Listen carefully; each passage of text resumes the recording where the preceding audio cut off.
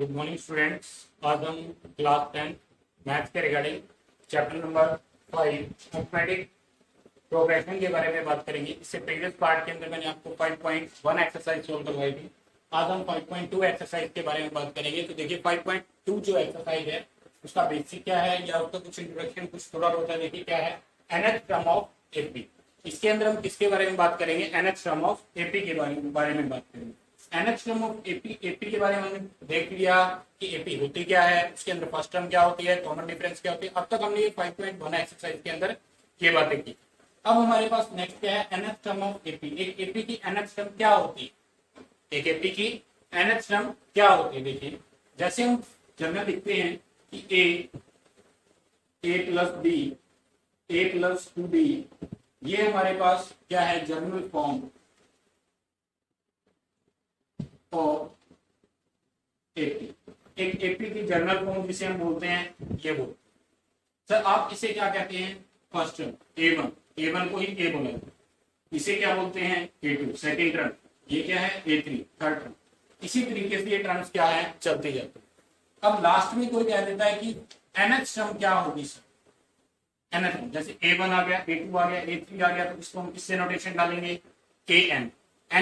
n भी कोई natural number होगा, तो n क्या, nth टर्म क्या होगी? कोई भी nth टर्म, जैसे उसकी 100th टर्म क्या होगी, 1000 टर्म क्या होगी, वो चीज nth टर्म के अकॉर्डिंग काउंट होती है। तो nth टर्म क्या होगी? जैसे इसमें क्या लिखते थे, a। अब यहाँ क्या है 3, तो यहाँ कितना आता था 2, मतलब 1 कम आता था। यहाँ कितना है n, n से 1 कम आएगा तो क्या आ जाएगा n माइनस 1 इंटू। तो ये होती है हमारे पास कोई भी जर्नल एपी की या कोई भी एपी दी गई है, उसकी nth टर्म क्या होगी? nth term of AP, nth term of AP, जिसको हम नोटेशन देंगे किससे? an से। क्या लिखेंगे? a plus n minus 1 into में d। ये क्या होगा? कोई भी nth टर्म है, उस nth टर्म की एक एपी जिसको नोटेशन डालेंगे an, a is equal to an is equal to a plus n minus 1 into d. ये रहेगी हमारे पास nth। अब इस टर्म को हम कई बार क्या बोल देते हैं, an की बजाय l से भी रिप्रेजेंट करते हैं। l का मतलब क्या हो गया? Last term. कि हमारे पास एपी की लास्ट टर्म क्या है? an। an भी बोल देंगे या an l भी बोल देंगे, बात सेम ही। ठीक है, an को l भी बोल देता है, लास्ट टर्म भी बोल देता है कई बार कि एपी की लास्ट टर्म क्या है? दिस। Got it. तो इस एक्सरसाइज में इसी पे बेस्ड क्या है, कुछ क्वेश्चंस है nth टर्म के ऊपर। देखिए नेक्स्ट एग्जांपल है हमारे पास। देखिए एग्जांपल नंबर 3 में क्या राइट किया गया, एक्सरसाइज 5.2।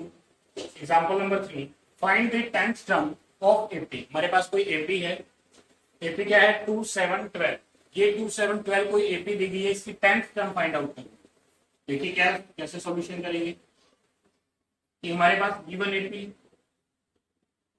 एपी क्या गिवन है? 2 7 12, ये हमारे पास गिवन एपी। अब इसकी 10th टर्म फाइंड आउट करनी है। कहने का मतलब ये फर्स्ट टर्म है सर, ये सेकंड टर्म है, ये थर्ड टर्म है, ऐसे fourth, fifth, six, seventh, eight, ninth, 10th। जो 10th नंबर पे आएगा वो वैल्यू हमें फाइंड आउट करनी है। जब भी कोई एपी दी होती है तो उसके अंदर कोई ना कोई फर्स्ट टर्म होती है। फर्स्ट टर्म को हम किससे नोट करते हैं सर? ए से। फर्स्ट टर्म को किससे डिनोट करते हैं? ए से। तो ए की वैल्यू क्या है? जो पहले नंबर पे लिखी थी उसी फर्स्ट टर्म बोलते हैं। कॉमन डिफरेंस जिसे हम किससे नोटेशन देते हैं? डी से। अब डी कैसे निकलता है sir? a2 minus a1, a2 minus a1 term से। क्या a2 की वैल्यू है मेरे पास? This is a1, a2, a3। a2 minus a1, 7 minus 2 करेंगे तो कितना आ जाएगा? 5। तो क्या डी आ गया मेरे पास। अब a और d क्यों निकाले सर? क्योंकि हमें क्या टर्म फाइंड आउट करनी है? 10। अब 10th टर्म को क्या लिखते हो? a10, a10, a10 को हम क्या लिख सकते हैं? a plus 9d। फिर ये कैसे लिखा? अभी हमने क्या पढ़ा था? nth टर्म का फार्मूला पढ़ा था। nth टर्म में क्या था? a plus n minus 1 into D. Got it. अब यहाँ क्या लिखना है? 10th टर्म, n की जगह क्या पुट करेंगे? 10। n की जगह क्या पुट करेंगे? 10, क्योंकि n is number of term. Number of term के बारे में बता था, कितने टर्म। n की जगह 10 पुट कर दिया। a की जगह हमारे पास जो भी वैल्यू थी a, n minus 1, 10 minus 1 into में डी। तो ये आ जाता है a प्लस 9d। इसको इसी तरीके से लिखा जाए। वैसे हमें ये पता था कि छोटी फॉर्म है या 100 है 19 है, तो हम इसको सीधा ही कम करके लिख सकते हैं, इतना बड़ा फार्मूला लिखने की जरूरत नहीं। Got it? या इतना हमें ये स्टेप करने की जरूरत नहीं है।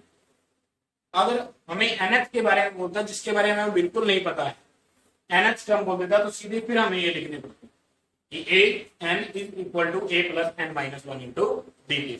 अब हम डायरेक्ट इसको ना भी लिखें तो भी काम चले।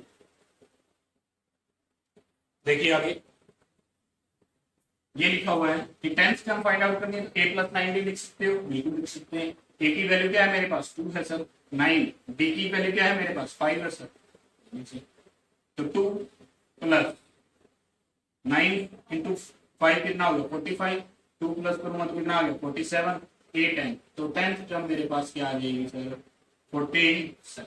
Got it? तो ये थी कि मेरे पास इस एपी की 10th टर्म क्या आएगी 47। ये आपका आंसर हो जाएगा। Got it? नेक्स्ट देखिए,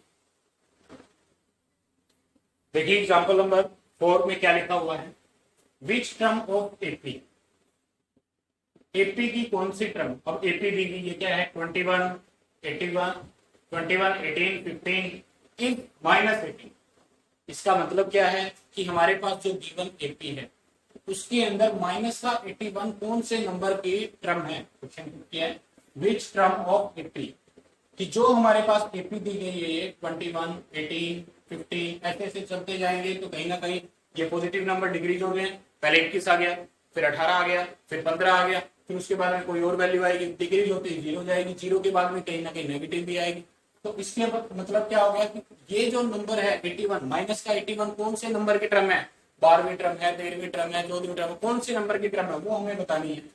आगे क्वेश्चन क्या कहता है, आल्सो इज एनी टर्म 0, क्या इसमें कोई टर्म 0 होगी वो भी बतानी है। गिव रीजन योर आंसर, तो आपका रीजन भी बताना है, अगर होता है तो कैसे वो चीज हमें करके दिखाओ। देखिए तो गिवन एपी, गिवन एपी हमारे पास एपी दी गई है क्या है 21, 18 और 15। अब उसने बोला है क्या इसमें कोई टर्म -81 होगी। अब इसके बारे में हम बता नहीं सकते, हो भी सकती है और नहीं भी हो सकती, इसलिए हमने क्या सपोज कर दिया कि let -81 is the nth term of AP. एक एपी की nth टर्म हमने सपोज कर ली, ये जो एपी दी गई है इसमें जो भी नंबर ऑफ टर्म होगी क्या है माइनस का 81 जो है वो कितने नंबर पे होगा वो तो हमें पता नहीं। ठीक है, अब ये जो नंबर है उसको मैंने क्या सपोज कर लिया n मान लिया, एक तरीके से n सपोज कर लिया कि nth टर्म। अब nth टर्म है तो आपका होगा sir nth term of AP का फार्मूला होता है जिससे हम किससे नोटेशन देते हैं an से, तो a plus n minus 1 into ये होती है सर nth टर्म। बिल्कुल सही बात है, अगर ये nth टर्म है, nth टर्म का मतलब क्या होता है an, यही होता है। तो an की वैल्यू क्या आ गई मेरे पास माइनस का 81 आ गई, तो an की वैल्यू -81 रख दी थी। क्या a की वैल्यू है बिल्कुल है सर, a की वैल्यू कितनी आ गई 21 आ गई सर मेरे पास। b की वैल्यू कितनी आएगी a2 माइनस a1 आएगी सर, a2 की जगह कितना है 18 माइनस a1 की वैल्यू कितनी है सर 21, माइनस करने पर कितना आ जाएगा 3 आ। ये मेरे पास d की वैल्यू, तो क्या d की वैल्यू और इसकी वैल्यू a की वैल्यू पुटअप कर देंगे इसके अंदर। n की जगह तो सर n ही है क्योंकि nth टर्म की बात हो रही है, n की जगह तो n क्यों आया, n की वैल्यू पुटअप क्यों नहीं की, क्योंकि सर अभी हमें यही नहीं पता है कि ये कौन से नंबर की टर्म है, 10वीं टर्म है, 11वीं टर्म है, 12वीं टर्म है। सिर्फ हमने ये मान लिया है कि ये nth टर्म है, nth का मतलब an है।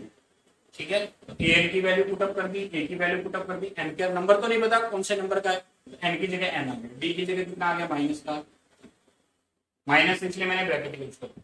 अब कैसे सोल्व करेंगे, माइनस का 18, 21 इसकी मल्टीप्लाई कर लेंगे क्योंकि -3 इसके साथ मल्टीप्लाई में, अब n की मल्टीप्लाई इसके साथ करें, n तो पहले से पॉजिटिव है प्लस माइनस माइनस 3n हो गया, माइनस की मल्टीप्लाई माइनस के साथ माइनस माइनस प्लस 1 की मल्टीप्लाई 3 के साथ किया क्या आ गया 3।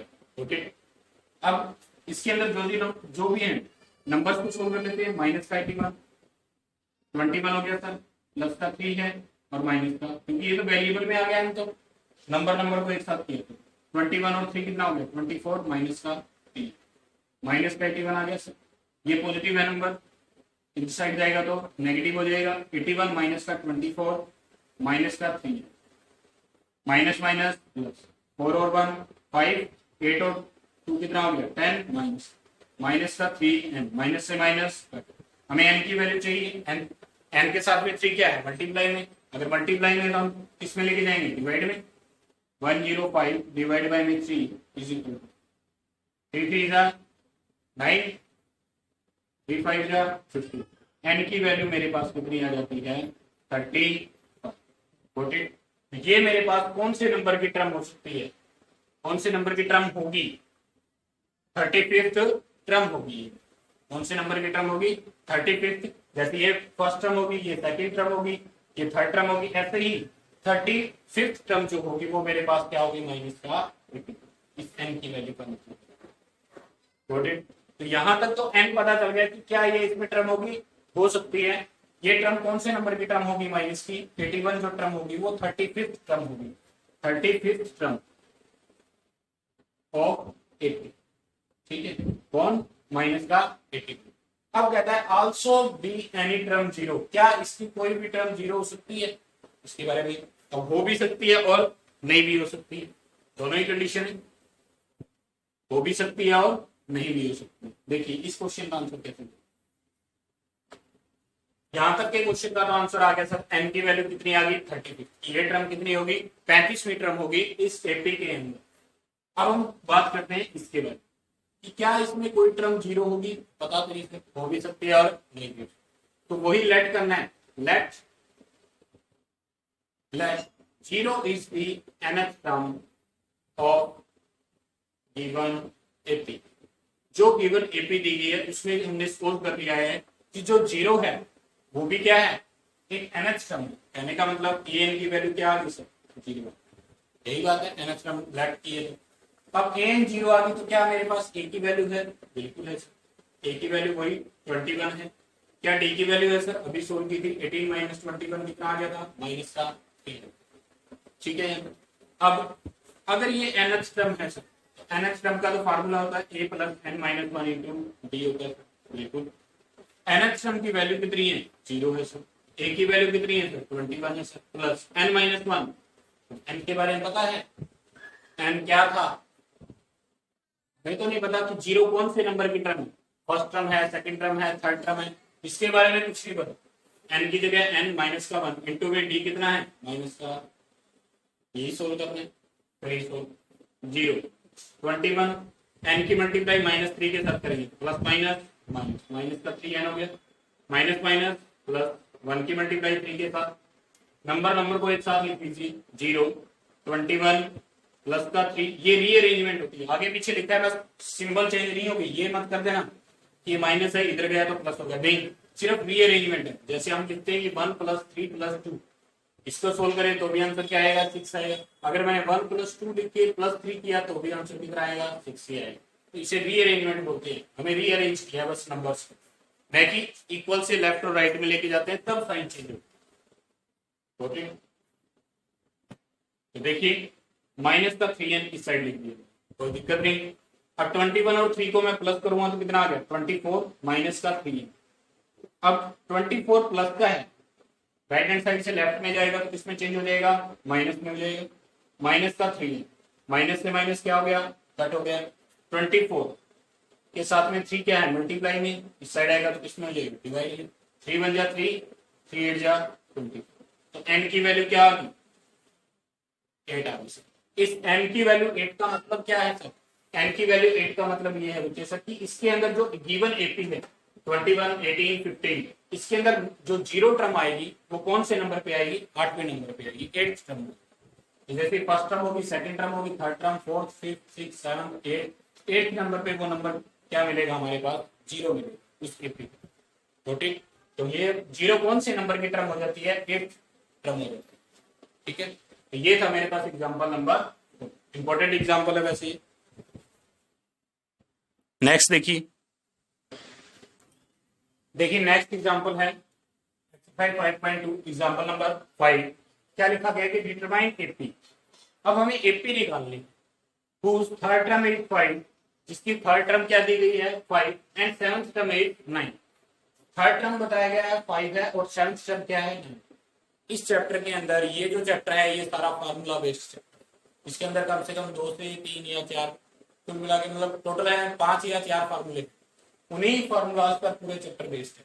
अगर आपको स्टेटमेंट समझ आ जाती है कि स्टेटमेंट में गिवन क्या है और फाइंड क्या करना है, बस इतना सा क्वेश्चन हमें इसके बारे में पता चल जाए तो पूरा क्वेश्चन सोल्व हो सकता है। अब उसने क्या बनाना है कि डिटरमाइन एपी, हमें एक एपी बनानी है या एपी फाइंड आउट करना। एपी में तो नंबर होते हैं 1 2 3 या 2 4 6 8 इस तरीके के। हुज थर्ड टर्म, जिसकी थर्ड टर्म दी है। अब थर्ड टर्म को कैसे राइट करते हैं, थर्ड टर्म क्या हम A3 से नोटेशन देते हैं, बिल्कुल A3 से नोटेशन देते हैं। वो कितनी आ रही 5, मतलब थर्ड टर्म की वैल्यू कितनी है 5। सेवंथ टर्म दी, सेवंथ टर्म, इसको क्या लिखूंगा A7। A7 की वैल्यू कितनी है 9, ठीक है। अब थर्ड टर्म है सर, जैसे ही थर्ड टर्म लिखते हो, थर्ड टर्म को हम क्या लिख सकते हैं A प्लस A3 तो लिखते ही सर, यहां 3 आ गया तो यहाँ क्या आएगा A प्लस 2D आएगा, A कम हो जाएगा सर। तो इसकी वैल्यू कितनी है 5 है सर, मतलब कहने का मतलब A प्लस 2D की वैल्यू कितनी है 5। इसी तरीके से A7 है सर, A7 है तो इसको क्या लिख सकते हैं A प्लस 6D लिख सकते हैं, बिल्कुल A7 को A प्लस 6D लिख सकते हैं, A प्लस 6D इसको राइट कर सकता हूं तो ये भी किसके इक्वल आ गया। तो क्या मेरे पास इक्वेशन 1 आ गई, इसे मैं सपोज कर सकता हूँ ये इक्वेशन क्या आ गई 2। व्हाट इट थर्ड टर्म था तो क्या लिखा A plus 2D, seventh term थी तो A plus 6D, third term 5 के इक्वल है, सेवंथ टर्म 9 के, ये इस तरीके से इनको राइट कर सकते। नेक्स्ट देखिए, अगर इक्वेशन 1 और 2 हमने इनको बना लिया, अब इनको सोल्व करना आसान है। हमने थर्ड चैप्टर में सीखा था कि कोई भी दो पेयर ऑफ लीनियर इक्वेशन को हम सोल्व कर सकते हैं, elimination method, substitution method, cross multiplication method. Generally हम इसमें एलिमिनेशन मेथड लगाएंगे तो इजी भी रहेगा, बाकी आप इसमें से कोई भी मेथड अप्लाई कर सकते हो, एलिमिनेशन, सब्स्टिट्यूशन या क्रॉस। हम क्या करेंगे फ्रॉम इक्वेशन 1 और 2 को सोल्व करना है। अब इसमें वेरिएबल, उसमें क्या होता है एक्स और वाई, इसमें क्या है ए और डी, वेरिएबल तो कोई भी हो सकता है अल्फाबेटिकल रैंक के according.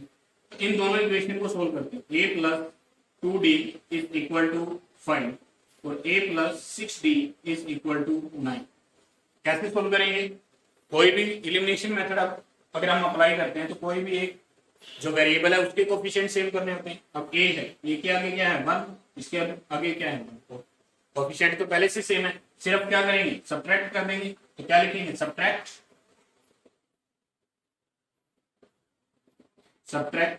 Equation 2 from 1, then we get। ये क्यों लिखा सर आपने इक्वेशन 1 फ्रॉम 2 क्यों नहीं लिखा, क्योंकि फ्रॉम के बाद में जो होती है वो इक्वेशन हमेशा पहले आएगी। फ्रॉम के बाद क्या है फर्स्ट, तो फर्स्ट को ही मैंने पहले लिखा। अगर यहाँ लिख देते कि सब्ट्रैक्ट इक्वेशन 1 फ्रॉम 2, तो हमें पहले 2 को पहले लिखना पड़ता फिर 1 को। ये सब्ट्रैक्शन का रूल होता है कि फ्रॉम के बाद वाले जो नंबर है वो हमें पहले लिखना। देखिए सब्ट्रैक्ट करेंगे तो सिंबल क्या हो जाएंगे चेंज हो जाएंगे। सर ये नंबर प्लस का था तो माइनस हो गया, प्लस था तो माइनस हो गया, ये भी प्लस था तो किसमें हो गया माइनस। अब जो चेंज हुए सिंबल वो हमें देखनी पड़ती है। ये 1 प्लस का है, ये माइनस का, प्लस माइनस ए से तो कैंसिल ही हो गया, प्लस माइनस माइनस। अब 6 में से 2 माइनस किया तो कितना आ गया 4। ग्रेटर कौन है दोनों में से 2 और 6 से ग्रेटर कौन है 6 है, तो 6 का सिंबल क्या माना जाएगा प्लस नहीं माना जाएगा, क्या माना जाएगा माइनस। ये बात है। अब प्लस माइनस माइनस, ये क्या है माइनस के अंदर ये टर्म क्या है प्लस, प्लस माइनस माइनस, तो 9 में से 5 माइनस किया तो 4 आ गया सर। ग्रेटर कौन है 9, 9 का सिंबल क्या है माइनस, क्या माइनस से माइनस कैंसिल हो गया। डी की वैल्यू कितनी आ गई 4, यहाँ का सर ये मल्टीप्लाई के अंदर ये डिवाइड के अंदर आ गया, 4 से 4 कैंसिल हो गया, कितनी आई डी की वैल्यू 1। क्या डी की वैल्यू 1 आ गई। अब डी की वैल्यू 1 आ गई तो 1 या इक्वेशन 2 पे किसी में वैल्यू पुटअप कर दीजिए। क्या लिखेंगे put the value of equation, value of d in equation first में पुट कर दीजिए। क्या है first a plus 2d is equal to 5, a plus 2d is equal to 5 है। a की जगह वैल्यू कितनी है मेरे पास कुछ नहीं पता 2, d की जगह वैल्यू कितनी है ये सर 1, 2 को 1 के साथ मल्टीप्लाई किया तो 2 आ गया sir, to left hand side में राइट हैंड साइड में आएगा, पॉजिटिव से नेगेटिव हो गया सर। ए की वैल्यू कितनी आ गई, क्या मेरे पास ए और डी आ गया, बिल्कुल आ गया सर। ए की भी वैल्यू आ गई, डी की। हमें क्या बनानी थी, एक एपी बनानी थी, डिटरमाइन करनी है, कहने का मतलब एक एपी बनानी है। अब एपी बनाने, एपी कैसे बनती होती है, हम सीधा, हमें क्या पता है, जनरल फॉर्म ऑफ एपी। एक एपी की जनरल फॉर्म हमें पता है सर, क्या है, a plus D, A plus 2d, A plus 3d, ये हमारे पास क्या होती है, जनरल फॉर्म। तो ये एपी ही तो है, क्या हमारे पास ए की वैल्यू है और डी की वैल्यू। इसको बनाने के लिए हमारे पास दो चीजों की जरूरत होती है, ए और डी। क्या ए है हमारे पास, बिल्कुल। डी है हमारे पास, तो क्या हमारे पास एक एपी बन जाएगी। देखिए ए की जगह मैंने क्या पुट कर दिया, 3। सेकेंड टर्म आएगी, ए की जगह क्या है 3 प्लस डी की जगह कितना है सर 1। थर्ड टर्म ए प्लस, ए की जगह कितना है 3, 2 इंटू में डी की जगह क्या है, ए प्लस, ए की जगह कितना है फिर से 3 प्लस 3 इंटू में ये हो जाएगा ये। तो पहली टर्म क्या आ गई 3 आ गई सर, दूसरी टर्म कितनी आ गई 4। इसको सोल्व करेंगे तो कितना आ जाएगा 3 प्लस 2 बन जा 2। इसको सोल्व करूंगा तो 3 प्लस 3 बन जा 3। अब ये कंटिन्यू चलता जाएगा, तो 3 4 5 और 6 ये कंटिन्यू आगे। ये मेरे पास क्या हो जाएगा, डिटरमाइन, या जो एपी हमें बनानी थी ये हमारे पास एक एपी नोटेड। ये एग्जांपल भी इंपॉर्टेंट रहेगा, एग्जांपल नंबर 5। नेक्स्ट एग्जांपल देखिए,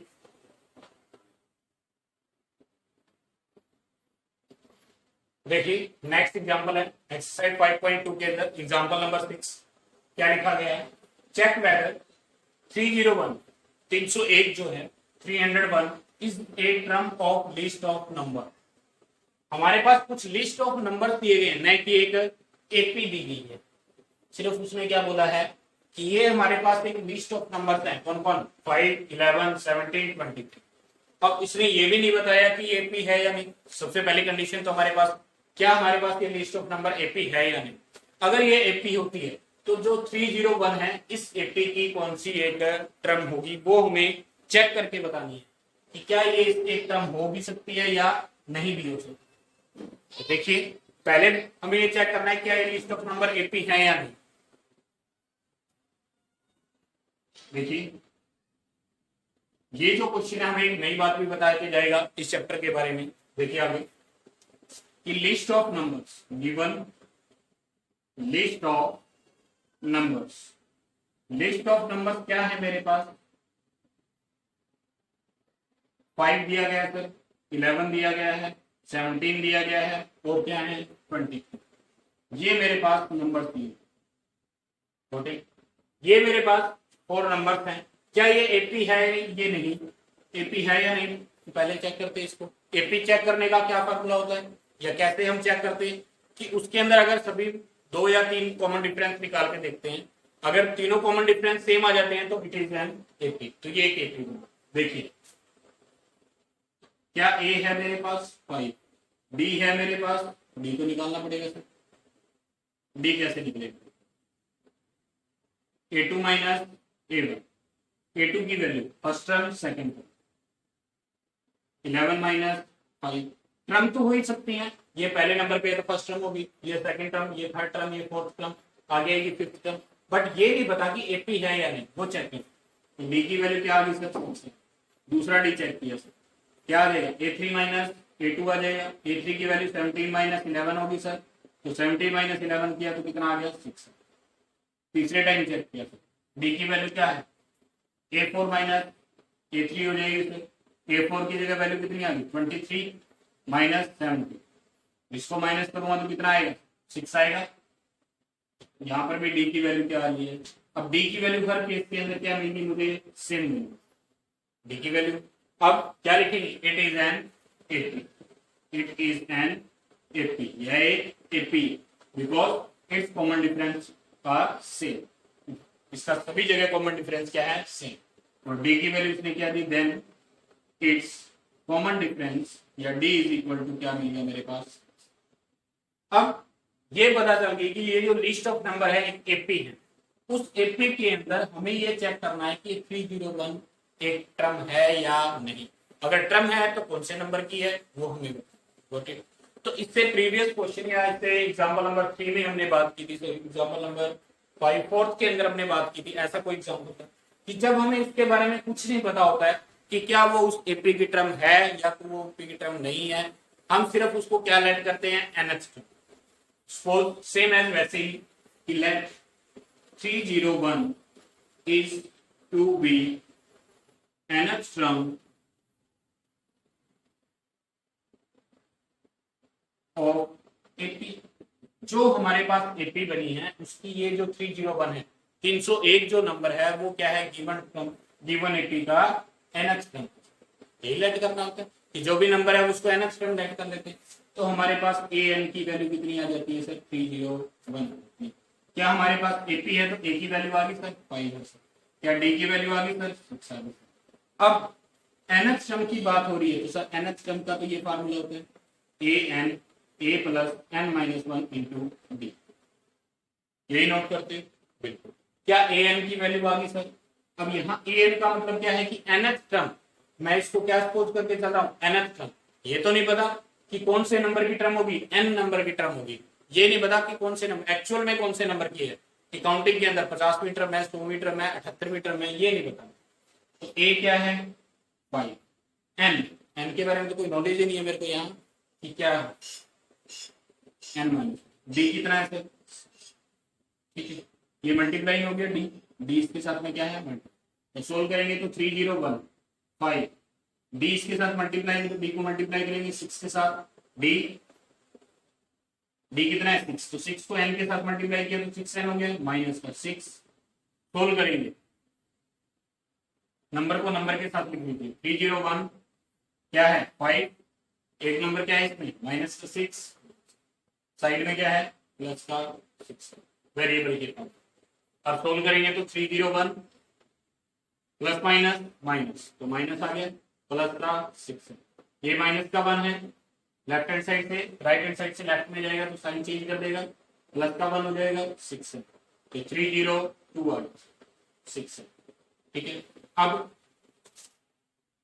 जो 6 है वो मल्टीप्लाई के अंदर सर डिवाइड में आ जाएगा एन की वैल्यू। एन की वैल्यू फाइंड आउट करनी है हमें, तो 2 से कट कर दी, 2 3 जा 2 1 जा 2 2 5 जा 10 2 1 आगे तो कैंसिल नहीं हो रहा, तो ये 3 है, ये कितना है 5 6 और 7 का। तो n की जगह वैल्यू क्या आ गई 151 डिवाइड बाय में। अब मेरे को ये बताइए, जो मैंने आपको स्टार्टिंग में एक बात बोली थी, ये क्वेश्चन हमें एक नई बात सिखा के जाएगा कि n जो होता है वो क्या बताता है, कौन से नंबर की टर्म है, 20वीं टर्म है, 21वीं टर्म है, टर्म के बारे में बताता है कौन है। अब ये अगर मैं आपको काउंटिंग बोलूं तो ये कौन से नंबर की टर्म है, इसको तो हम डिवाइड करेंगे सर डेसिमल में चला गया, ये फ्रैक्शन के अंदर नंबर आ गया। तो n जो होता है हमेशा नंबर ऑफ टर्म जो होती है, जो टर्म्स के बारे में बताता है, n जो होता है वो हमेशा एक तो पॉजिटिव होगा, ठीक है, ये हमेशा पॉजिटिव है। पॉजिटिव तो सर ये भी है, बट एक नेचुरल नंबर होगा कि जीरो, तो नेचुरल नंबर तो जीरो में आता नहीं, जीरो नहीं हो सकता। ये फर्स्ट टर्म हो सकती है, सेकंड टर्म हो सकती है, थर्ड टर्म हो सकती है, 50वीं टर्म हो सकती है, 100वीं टर्म हो सकती है, तो कुछ भी हो सकता है, एक नंबर हो सकता है परफेक्ट, बट ये नंबर नहीं है। ये तो एक फ्रैक्शन के अंदर आ गया ना, पूरा पूरा नंबर तो नहीं है, एक फ्रैक्शन के अंदर आएगा। फ्रैक्शन को हम डेसिमल में लेके जाएंगे, डेसिमल में कोई रैंक होता नहीं है, 50 में रैंक हो गया, ऐसे तो कोई नंबर नहीं होता। तो n जो होता है वो हमेशा क्या होगा, n should B positive integer. n क्या होगा हमारे पास, पॉजिटिव इंटीजर। तो इसीलिए अब है तो ये भी सर पॉजिटिव इंटीजर, बट ये फ्रैक्शन के अंदर है, ये किसके अंदर है, फ्रैक्शन के अंदर है, इसीलिए हम इसको एक नंबर की फॉर्म नहीं दे सकते, क्योंकि n तो क्या आ सकता था सर, 50 आ सकता था, n 51वां नंबर आ सकता था, ऐसे लिख सकते हैं ना हिंदी के लिए। ये 51वां नंबर है, ये 50वां नंबर है, तो ये तो कोई नंबर ही नहीं है। तो इसके लिए क्या लिखेंगे, दिस इज नॉट पॉसिबल, ऐसा तो पॉसिबल ही नहीं है। तो n should be an positive integer. क्यों पॉसिबल नहीं है, क्योंकि n क्या नहीं है इसके अंदर, एक पॉजिटिव इंटीजर। तो लिखेंगे क्या, इससे आगे देखिए कि n हमारे पास एक नंबर आना चाहिए, 10 20 25 कोई भी पॉजिटिव नंबर होना चाहिए, but n should B A positive integer, but n should B A positive integer. चलिए पॉजिटिव इंटीजर क्या चीज होती है, सबसे बड़ा क्वेश्चन यही होगा, ये पॉजिटिव इंटीजर बता दो। पॉजिटिव की तो बात समझ आ गई सर, जिसके आगे पॉजिटिव का सिंबल लगा होता है वो पॉजिटिव। इंटीजर क्या होता है, इंटीजर तो बच्चों एक ऐसा बैग होता है, थैला होता है जिसके अंदर पॉजिटिव नंबर्स होते हैं, ठीक है, नेगेटिव भी होते हैं और जीरो भी होते हैं। बट हमारे पास उसने कौन सी कैटेगरी के दे दी, सिर्फ पॉजिटिव इंटीजर, सिर्फ पॉजिटिव इंटीजर।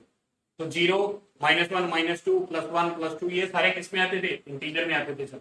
बट उसने कंडीशन लगा दी कि इंटीजर का कैसे होने चाहिए, पॉजिटिव होने चाहिए। अगर पॉजिटिव है तो कौन से होंगे, +1, +2, +3, इससे आगे जाएंगे जितने तक भी काउंटिंग चलती है। तो वो क्या हो गया, n should B positive integer. n क्या होना चाहिए, पॉजिटिव इंटीजर, नेचुरल नंबर की तरह बात कर सकते हैं, ठीक है।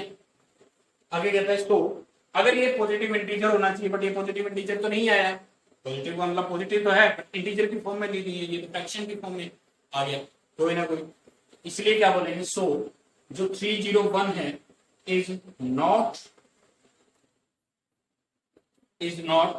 A term of AP. AP के अंदर 301 है वो एक टर्म नहीं है, ठीक है, या is not term of given list of number. List of number की बात की, एपी मत राइट कीजिए, तो क्या लिखेंगे, 301 is not term of list of numbers, given list of numbers.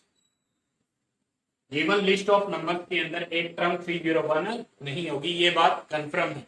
अगर यहाँ n की वैल्यू जैसे ये पूरा पूरा कैंसिल हो जाए, पूरा पूरा कैंसिल होने के बाद कुछ भी वैल्यू आ जाती, फॉर एग्जांपल के लिए ये आ जाती है 5, कुछ भी लगा लीजिए, 51 आ गया। n की वैल्यू अप्रोक्सीमेट हम लेके चलते हैं कि इसको हमने सोल्व किया, ये पूरा पूरा कट हो गया और n की वैल्यू क्या आ जाती है, 15। तो हम ये कह सकते थे कि 301 है वो इस एपी के अंदर या इस लिस्ट ऑफ नंबर के अंदर कौन से नंबर का टर्म है, कौन से नंबर पे आएगा, 51वें नंबर पे आएगा। बट ये पूरा पूरा नहीं आया है, या कैंसिल नहीं हुआ है, या फ्रैक्शन के अंदर आ रहा है, इसलिए क्या लिखते हैं कि n is not an, n क्या है, एक पॉजिटिव इंटीजर होना चाहिए था, बट ये पॉजिटिव इंटीजर नहीं है। पॉजिटिव इंटीजर नहीं है तो वो क्या नहीं होगा, 301 is not term of given list of number. Given list of number के अंदर हमारे पास 301 नहीं होगा, नोट इट। ये था मेरे पास इंपॉर्टेंट एग्जांपल, एग्जांपल नंबर 6। आगे जो भी एग्जांपल है, एग्जांपल 7, 8, 9, 10 जो भी है वो इससे नेक्स्ट पार्ट के अंदर कंटिन्यू करेंगे। अगर किसी को कोई भी एग्जांपल के अंदर प्रॉब्लम होती है कि स्टेटमेंट हमें समझ नहीं आ रही, हम इसके अंदर कौन सा फार्मूला अप्लाई रहते हैं, ये कंफ्यूजन रहती है बच्चों के अंदर कि इस चैप्टर के अंदर, ठीक है, 1-2 बार प्रैक्टिस कीजिए, उसके बाद प्रैक्टिस करने के बाद भी आसानी से आ जाएंगे, कोई बड़े क्वेश्चन नहीं है, इजी क्वेश्चन है। Thank you.